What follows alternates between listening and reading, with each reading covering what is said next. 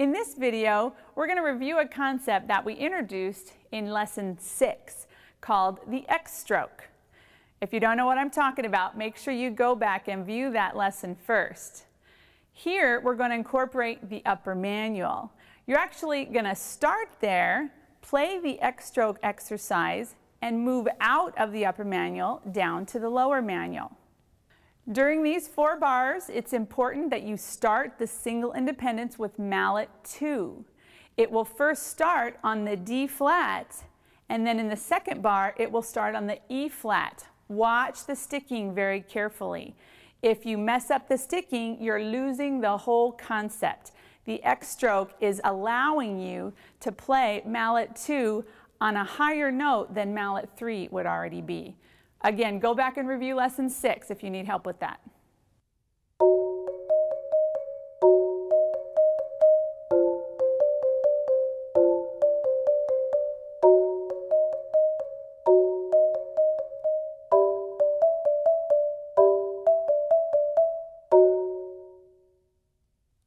You need to play through this exercise twice. There are 2 different stickings listed. The first time through, you start the single independent strokes with mallet 2.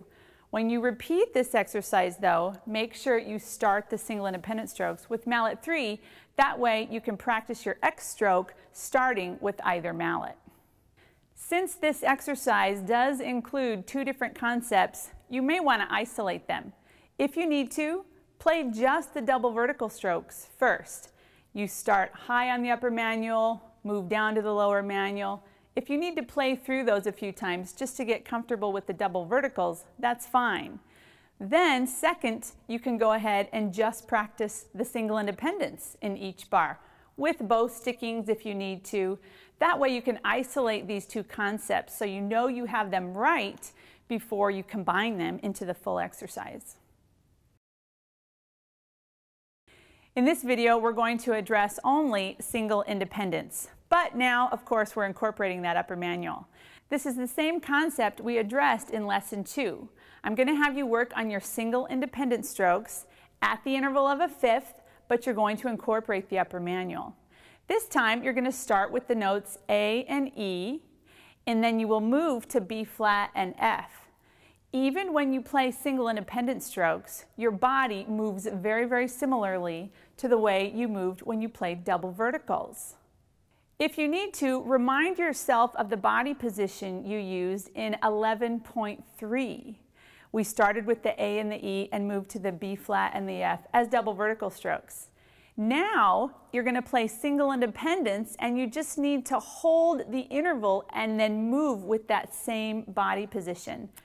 Let me demonstrate the single independent strokes with the left hand.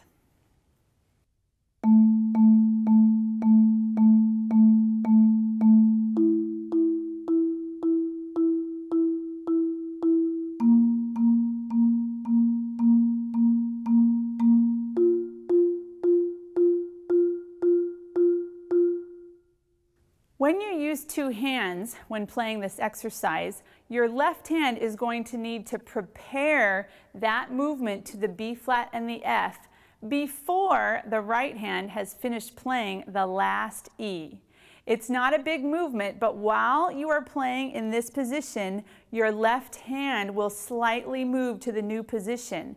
You will feel your right arm move out just a little bit as your left arm goes to the new body position.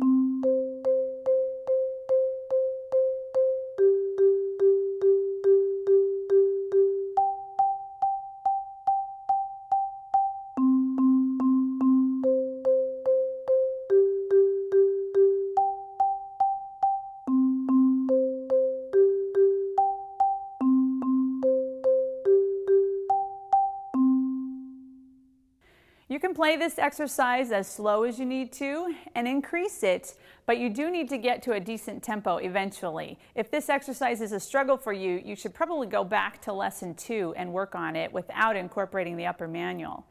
As you do those angles, make sure you're focusing on good beating spot, good arm positions, and the weight shifting between your feet. One of the most important body movements is at the end of one measure leading to the new measure, as you need to move prior to getting to that position. At the slower tempo, it might be easy to think that you don't need to move. Just make sure that the way you look when you're playing flat to the instrument is similar to when you are angled. You'll notice that my elbows look very similar at my side here as they do here. When you're playing single independent strokes and you are splitting the manual, make sure you stay in that angled position throughout the whole bar. Just because you're playing on the upper manual for one note and you move back to the lower manual for the next does not mean you change body positions, particularly in this exercise because we're going to return to that B flat note. In this exercise, when you are there, stay there for that whole measure.